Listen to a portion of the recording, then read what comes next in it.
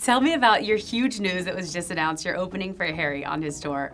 What was that moment like for you? So mental. One Direction was like my time growing up, so obviously I watched all that happen. X Factor, like it was such a UK thing. That was like our show, and I remember wanting to stay up past my bedtime to watch it and watching that be created. So then now being on tour with him is just insane. Like I said, I just feel really lucky. I've had an amazing start to this year, and I just keep counting my lucky stars because it's just, surreal. Sorry, I feel like I have no other word for it.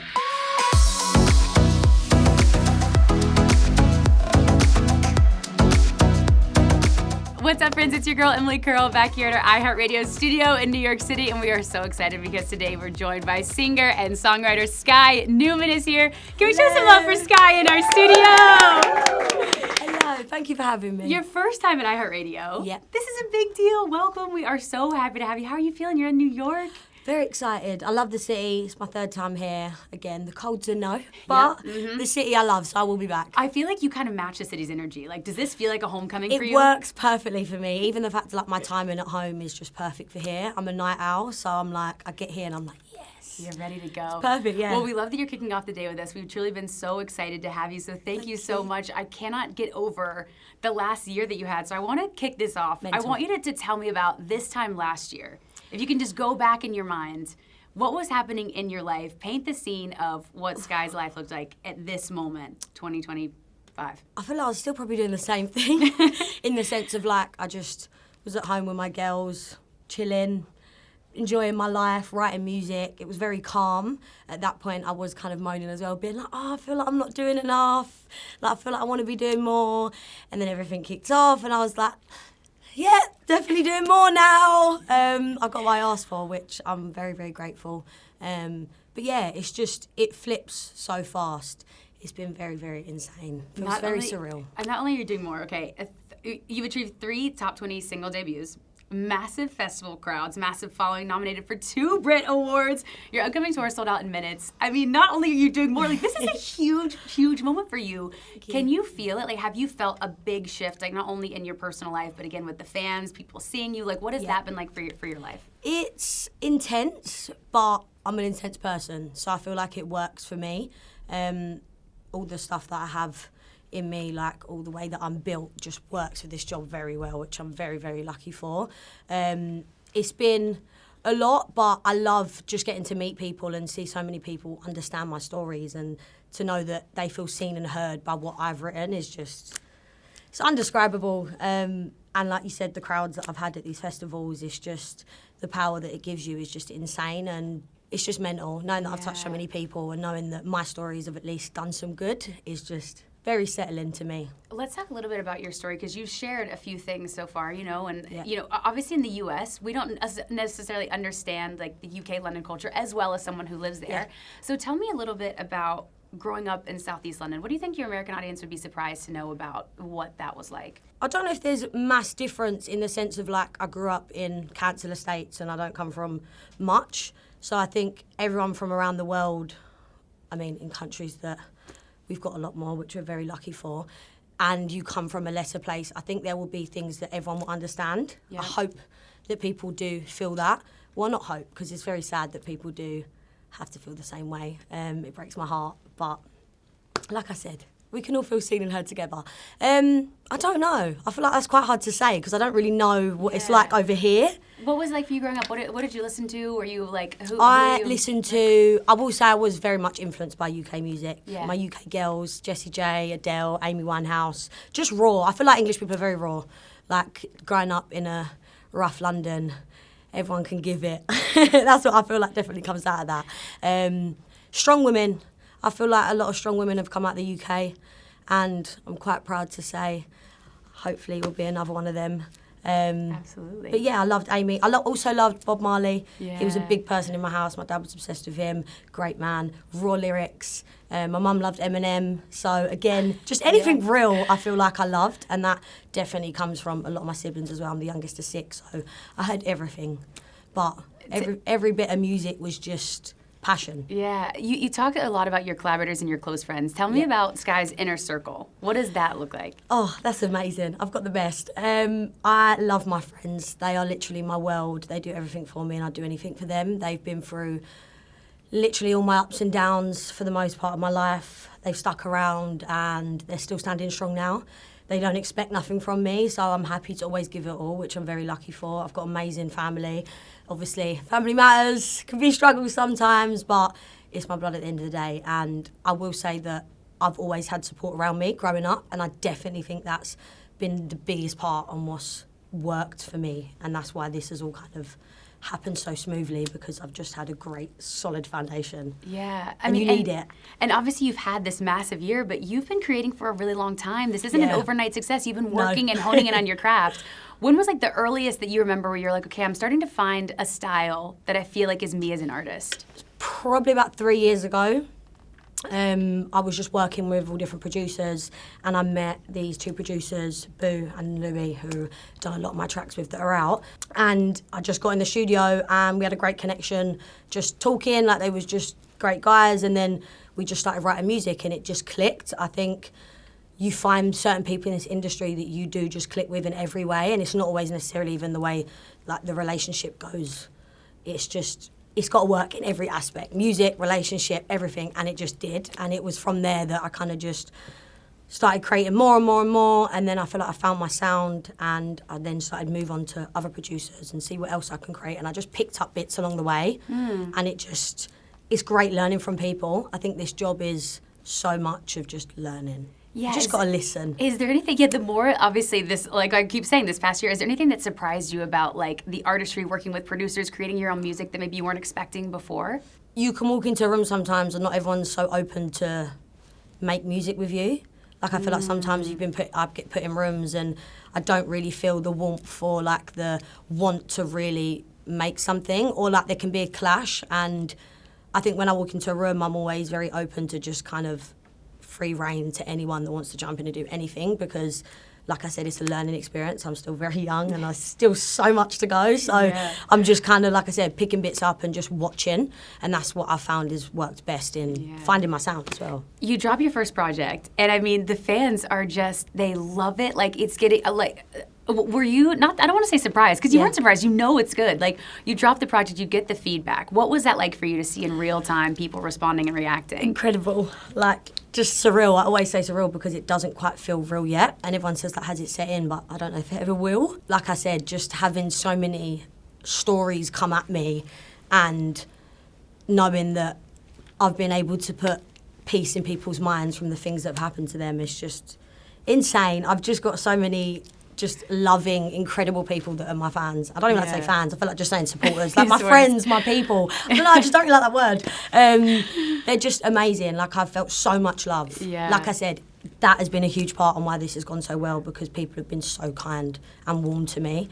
And I'm so lucky. Let's also talk about your supporters in Ed Sheeran, Louis Capaldi, Sienna Spyro, which I love. You two together, like, that She's is like, incredible. Oh my God. She's bloody incredible. Who has like been someone that's told you they're a fan of you, of your music, that really like meant a lot to you, that really was like, this is crazy? Probably Ed. I'd probably say Ed. Like, he was a big person in my house growing up. Like, everyone through my siblings listened to him. I loved him, and he's probably someone I would say I took a lot of inspiration from too.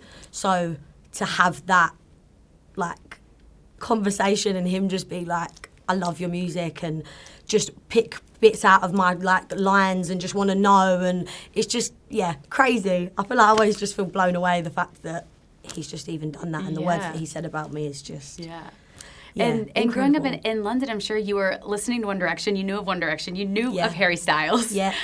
Tell me about your huge news that was just announced. You're opening for Harry on his tour.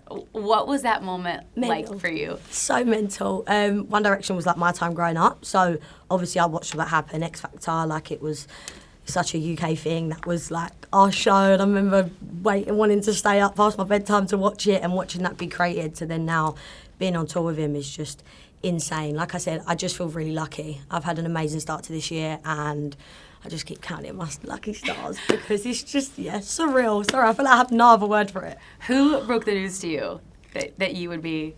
My sister. My sister, yeah. And take me back to that moment. I was in the kitchen and she was like to me, I've got something to tell you. I was like, yeah. I always get scared because I'm like, I never know what you're going to come out with. Is it good? Is it bad? That's the thing about this world. And she turned to me and she was like, do you want to go on tour with Harry Styles? Just casually. And I was like, sorry, what? Yes, I would like to. And that was just it. And I just literally just didn't quite sink in at that point. Do you know what I mean? That's like what I say. It doesn't quite feel real. I feel like until you're on that stage, you're there and you're breathing, you're living it. Like, and have you met Harry yet? Have you guys had communication? I haven't met him yet, but he seems like an amazing guy and I can't wait to go on tour. Wow, we're so excited. And then you're also playing a sold-out show in New York City tomorrow, which is huge. When someone comes to your show, what can they expect? Passion, a lot of passion. I leave my heart on the stage, not even on my sleeve, it's everywhere. I put a lot into my shows, I put a lot into my music, so I think you definitely feel that. You feel a lot of emotion in the room, because a lot of my music is about very raw subjects, and it can be quite intimate. Even in some of the bigger rooms that I've been in with more people, like I feel like I've still managed to keep that feeling for certain songs, which I love, because music's to be felt, so... I love that I get to feel that in the room. The other part of your artistry that I love personally is the looks, the fashion, the brands that you work with. Like, even you walking in, we're all like, oh my God, this is so good. Like, I love all your looks on TikTok. Tell me a bit about how, like, fashion plays a role in your artistry and how you kind of developed that image and those visuals. I think, like, how you look makes a big difference on how you feel. So, like, to me, not everyone personally, but for me, I've always felt like dressing up and making myself look good makes me feel good. So I think that then crosses over into my music, that if I feel good on a stage, I'm going to perform better, I'm going to give more, you're just going to be the best version of yourself.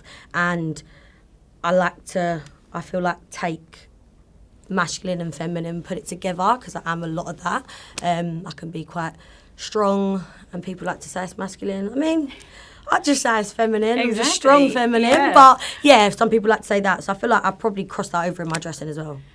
When you look out into the audience, what do you want when your fans come to your show? What do you want your fans to be wearing? How should they dress? Just however you want, guys. Be comfortable. I will say it gets very hot and I've had some people passing out. So please, if you get very hot, wear shorts. That's what I decided to do. That's what I'm going to say to that one, because it's stressful. Yeah. And it makes my heart hurt. We talked a little bit too about... I love you on TikTok, and I feel we get a different side of you. What is it like for you to connect with your fans in that way on socials, and how do you approach something like that with such a large following? I've tried to kind of just keep very minimal, because I feel like sometimes when you overdo it on social media, it's not taking the best. Like I said, people like real, they like relatable, they like raw. So my content creator is one of my best friends, and I feel like that's worked perfectly in just getting the right content, because she just follows me around, films stuff when we're having fun. It's just normal, it's natural, and then she just posts it. So I feel like that's what works, and I think there's so much trying to crack a code on social media, but there isn't really one. You got to just trial and error. Trial and error. And if it works, run with it, but just make sure you keep to yourself. No one can do you like you can do you. Yeah, so true. And then I know we talked about your show in New York, but you're gearing up for the Woman I Am tour in April. Like we said, it's sold out so quickly. You added dates. People are excited to see you on stage. When you dream up that stage, I'm sure as an artist, you've hit this moment you've worked so hard for. What do you think about when you're planning that stage, when you're planning your set list? What does that mean for you? It means everything to me. Yeah. I love it. It's, like I said, the show is my favourite part. Every time I get to perform, it's my favourite part. So the details that go into it is a lot. It can be very stressful. There's many back and forths going into this. I have a nightmare on the set list because there's much music to come, and I really want to just sing them all, and I can't. So that's been very hard to choose the right songs for the right moment, but I felt like I've done it in kind of like sections of my life. I've tried to do it as a story. It just feels easier, makes my decision a bit easier. I don't have to like pick and choose, and I can put it down to whatever section we're in. And then the staging, I love colour, so I feel like I always want to have a bit of colour in there. Got to wait and see what's on my tour, but I'm very, very excited. Yeah. Last time I done my shows in London, Coco, I had all pink staging, which I loved, and I had so fun. My clothes were pink to match, and it was just amazing. Yeah, anything just to pop. Yeah, and so we had part one that was released. Yeah. Does that mean that we're gonna have part 2? Is it going to go in a sequence order? Are we getting part 3? Is that something that you're envisioning and thinking about? We're going to get part 2. Maybe part 3, don't know. We're going to wait and see on that one. I'm just kind of like... But part 2, deciding, you're actively... But part 2, that's coming. I don't know how to say that, but it's coming. Yeah, you know, I'm going to ask, can you tell us anything about new music, what we can expect? There's a lot to come, I will say that. We're not too far off of it, so don't worry, guys, it's coming. I'm very, very excited. Like I said, there's many songs in this second part which I hold very, very close to my heart. I wrote these songs about some quite tough experiences in my life, and there's also songs about how incredible these people are to me in my life. So it's an up and down. It's quite a roller coaster, this next part, but I'm excited. Yeah, do you have a song or a track of yours now that's taken on new life or new meaning that really, really means a lot that your audience is connecting with? I feel like Family Matters. It's just always going to be that one. Yeah. The audience love it. Again, it breaks my heart that they relate so much. Yeah. But like I said, very settling to know that we're all in this together. It's been just mental hearing all the different stories and the different circumstances that people have took from it and how they view it. It's crazy to think one song can have so many different views. Yeah. And when you're meeting your fans now, I know we've talked a lot about your fans that are so excited to see you on tour. What's the most common thing that they say to you now? If funny, light, it could be even something heartfelt. Is there something that continually comes up when you meet the fans? I don't know, actually. Do you get stopped in the street? Is that? I do get stopped in the street. Happening? Okay. Well, just grab a photo. That's what I feel like I get the most. Just repeating all the time. Yeah. I get a lot of people, which I love, say they're proud of me. I get that a lot. Yeah. A lot from people. They're like, I don't know you, but I'm really proud of you. That's probably the one I get most, which I love, because it's a really warm comment, and just knowing people that don't even know me, have no idea what I'm actually like, just still gives so much warmth to me. It's just... Oh my God, well, meeting in person, you're so lovely, and we're also proud of you. So we all love you here at iHeart. We have some smiles. Skye, thank you so much for being here. Congratulations on everything. We're so excited. Can we give it up one more time for Skye Newman? Thank you.